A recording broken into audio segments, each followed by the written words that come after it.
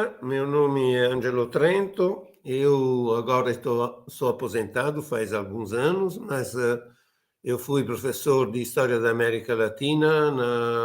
anteriormente na Universidade di Macerata, na Itália. Eu sou italiano, eu estou falando a vocês da Itália. E a partir de 1992, sempre como professor da América Latina, lecionei na Universidade di Nápoles Orientale. E eu ministrei também um curso no Brasil para alunos do doutorado no segundo semestre de 1886, para alunos do doutorado da Universidade de São Paulo, sobre Estado, classes sociais e esquerda brasileira no Brasil na década de 30. No decorrer da minha profissão, eu escrevi 15 livros, mais de 100 artigos, relativos quase todos eles à história da América Latina, então, principalmente sobre a história do Brasil do século XIX e XX, populismo, Revolução Cubana, também sobre fascismo italiano, história da América Latina, de 1900 até os nossos dias, e imigração italiana no Brasil, imigração italiana no Chile, mas só relativamente ao período entre as duas guerras, e imprensa italiana no Brasil. No momento, meus interesses são voltados basicamente sobre esse tema da imprensa periódica, que estou estudando faz décadas. Aliás, o meu primeiro artigo saiu em 1888, eu dizia a respeito aos primeiros anos do mais importante jornal italiano no Brasil, que era o Fanfulla, e eu continuei fazendo esse tipo de pesquisa sobre a imprensa italiana, porque a ela dediquei 11 artigos e um livro que saiu antes na Itália e depois foi traduzido no Brasil, porque é uma temática muito ampla, muito variada, tanto assim que de 1880 a 1960 saíram mais de 800 jornais italianos no Brasil. Então, hoje estou aqui para apresentar as razões que me induziram a escrever o artigo As Redações na Trincheira, a imprensa italiana no Brasil na Primeira Guerra Mundial, que faz parte do volume que todos nós estamos apresentando. E a minha hipótese inicial era de ver qual foi o impacto da imprensa italiana no decorrer dessa guerra, em determinar entusiasmos, curiosidades, mobilização a favor dessa guerra por parte da colônia italiana. E porque, vejam só, entre meados de 1915, quando a Itália entra na guerra atrasada em relação a outras potências europeias, e em 1918 circulavam já da época anterior, 23 jornais em idioma italiano, aos quais se juntaram mais 54 jornais que nasceram naqueles 3 anos, o que demonstra que a guerra teve um impacto muito forte também na imprensa italiana. E essa função de mobilização e de propaganda da guerra foi muito forte, mas havia também uma função que a imprensa queria exercer também para tentar convencer a opinião pública brasileira que a atitude da Itália era muito certa, porque tinha entrado na guerra para defender a civilização e a latinidade contra a barbárie e o panlatinismo. Bom, sem dúvida, a imprensa teve uma força enorme na mobilização, tentando instilar na colônia italiana o dever moral de apoiar materialmente e financeiramente a pátria em armas, o esforço bélico, e também de induzir a partir os que tinham essa obrigação, a partir para a guerra, os que tinham essa obrigação, que era uma categoria de idade ampla, uma faixa de idade ampla, pois era relativa aos que se deveriam alistar naquele momento e aos reservistas, e que eram chamados a se apresentar aos consulados, passar uma visita médica nos consulados e, se declarado hábeis para o combate, eles deveriam retirar a passagem gratuita para ir para a Itália combater. Um outro elemento importante que a imprensa fez foi de exaltar os italianos que partiam para a guerra, dando muitas notícias sobre eles, inclusive recebendo cartas dos que saíram. E essa foi uma função importante porque incluía também os filhos e os netos dos italianos, que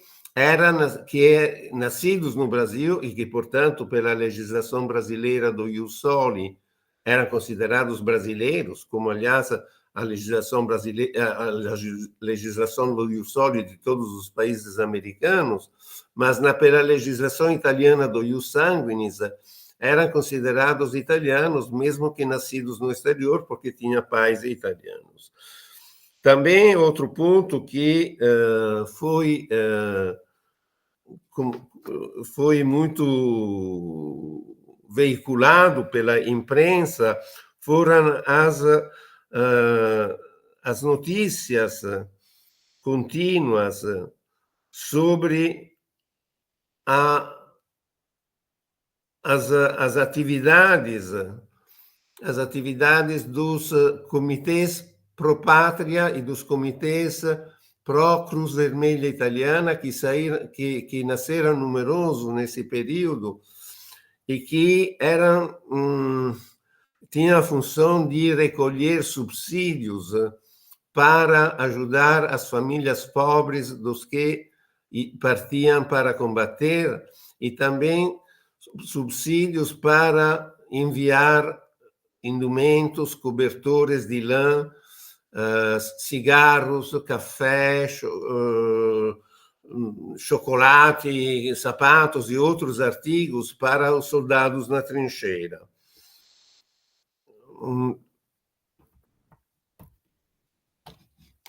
Importante também foi a descrição das cerimônias de saída dos que partiam, quase uma procissão de uma turma de parentes, amigos, meros conhecidos, que levavam esses soldados para os portos, ou se viviam em cidades que não eram à beira do mar, para as estações, em São Paulo, na Estação da Luz, para que pudessem tomar o trem e chegar aos portos de embarque. E isso era quase um rito nacional patriótico de massas, que muito foi veiculado pela imprensa. Mas isso foi o que eu verifiquei através do estudo da imprensa. Foi muito claro essa função até meados de 1916, talvez o fim de 1916. Quando, a partir dessa data, verificou-se uma perda de fôlego da função mobilizadora da imprensa, um certo cansaço dentro da colônia italiana, que os jornais burgueses não puderam silenciar, inclusive porque, a partir daquela época, começaram a aparecer escritas, até mesmo nos banheiros públicos, contrárias à guerra. E a esse cansaço contribuiu também a campanha feita pelos únicos 2 jornais de classe de esquerda que ainda existiam em São Paulo, o que significava no Brasil inteiro, porque a imprensa de esquerda praticamente italiana praticamente só existia em São Paulo, que era na época o Socialista Avanti e o anarquista Guerra Sociale, que sempre rejeitaram a guerra e pensaram e faziam propaganda do fato que essa guerra fosse, na verdade, nada, não passasse de um conflito interimperialista, intercapitalista. Bom, os jornais burgueses não puderam silenciar, inclusive, a difusa constatação de que, na verdade, o fato de ir combater na Itália ou de ficar no Brasil derivava em grande parte da classe social ao qual pertenciam os que deveriam partir. Isso passava através das comissões médicas dos consulados. As comissões médicas que declaravam inábeis para o combate, frequentemente, os membros da elite e seus descendentes, enquanto declaravam hábeis as outras classes sociais. Essa era uma constatação quase orwelliana, de iguais mais do que outros. E também outro elemento de cansaço derivava do pioramento das condições da vida das classes populares urbanas, principalmente do operariado, que era um fator que interessava não só a colônia italiana, mas toda a população operária ou de classes populares no Brasil, e que dependia da guerra, certamente, não tanto do fato que o Brasil fosse envolvido nessa guerra, apesar de ter declarado guerra em 1917, mas naturalmente nunca participou da guerra, ao contrário do que aconteceu na Segunda Guerra Mundial, mas a guerra teve, de qualquer forma, repercussões econômicas muito importantes em todos os países do mundo, inclusive no Brasil, onde não chegavam mais os artigos que antes eram importados, e isso representou um encarecimento desses artigos e comportou uma diminuição do poder adquisitivo das classes populares urbanas, das classes populares em geral, porque houve também, por causa também da inflação, de uma inflação muito alta. E isso chocava com a imagem que tinham essas classes populares dos lucros, fabulosos lucros que faziam os industriais e os comerciantes. Então, tudo isso, todo esse descontentamento desembocou em 1917 nas greves que abalaram o Brasil inteiro, mas que tivera maior peso e duração em São Paulo, onde por alguns dias a cidade ficou na mão dos grevistas. E onde se formou um comitê de defesa proletária que conseguiu chegar a um acordo com o governo, com os empresários, acordo no qual grande parte das reivindicações eram aceitas pelos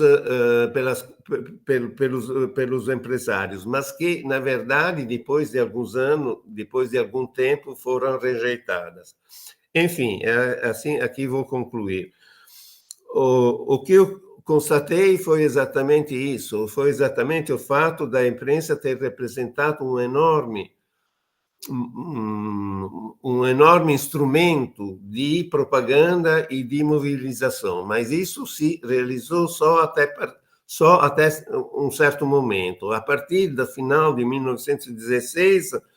tudo isso desmoronou, ou pelo menos perdeu de incidência, como demonstra, aliás, o fato que no Brasil